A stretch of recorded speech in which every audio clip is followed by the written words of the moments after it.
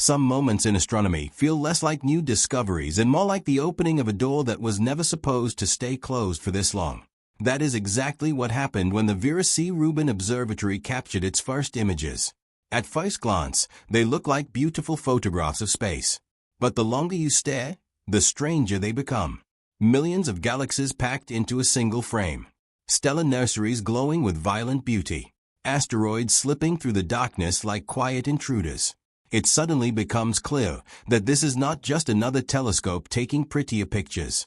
This is a machine built to watch the sky change over and over again until the universe stops looking like a frozen postcard and starts behaving like what it truly is, a restless, living system.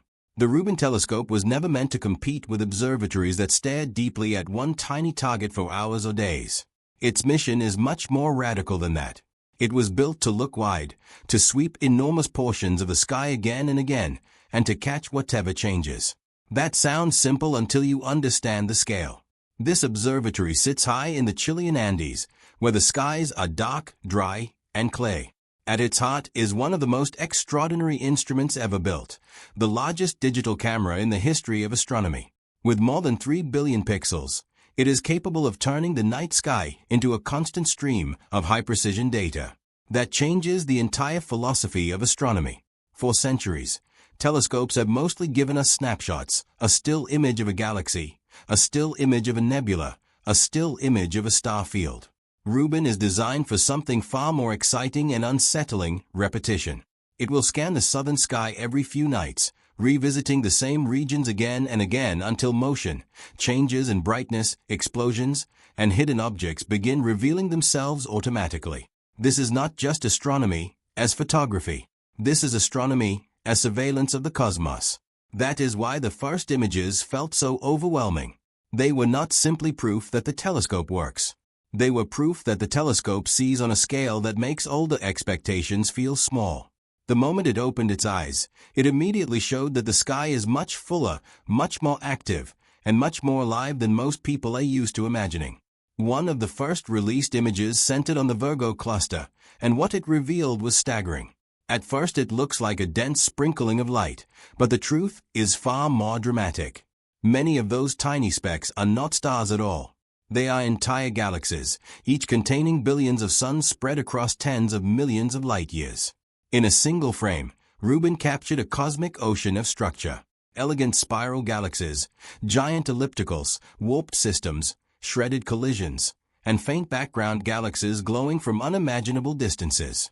What makes this image so powerful is not only the incredible detail, but the combination of detail and scale. That is Rubin's true strength.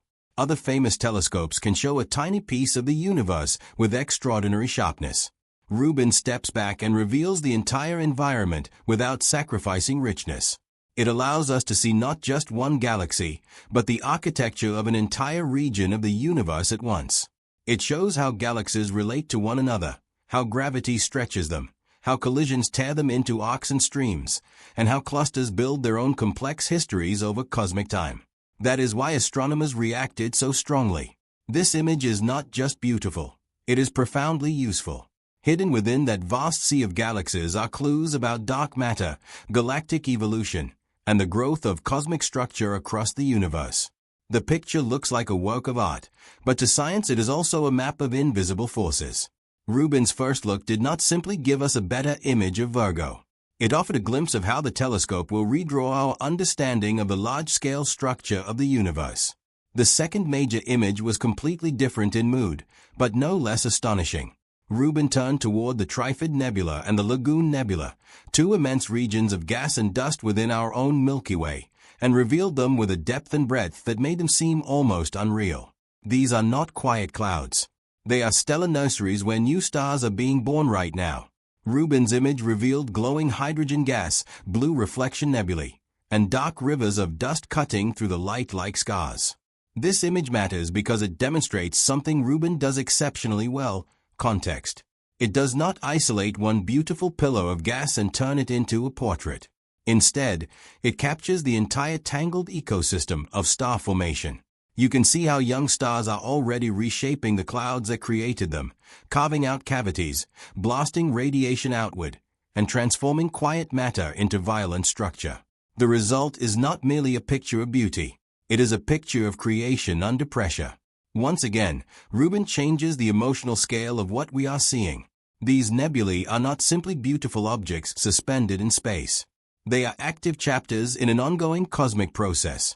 With repeated observations over many years, regions like these will no longer appear static.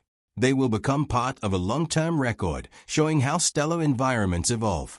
Rubin is not only revealing where stars are born, it is preparing to help us watch those birthplaces change over time. While the galaxies and nebulae captured the public's imagination, one of Rubin's most important early achievements was much quieter: asteroid detection.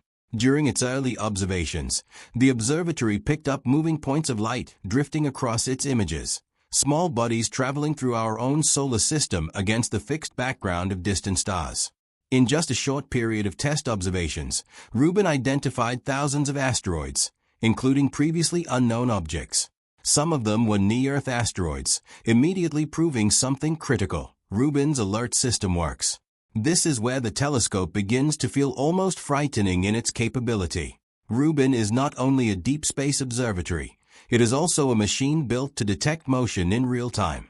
It compares repeated images, identifies what has moved, what has brightened, what has faded, and what has appeared when nothing existed before.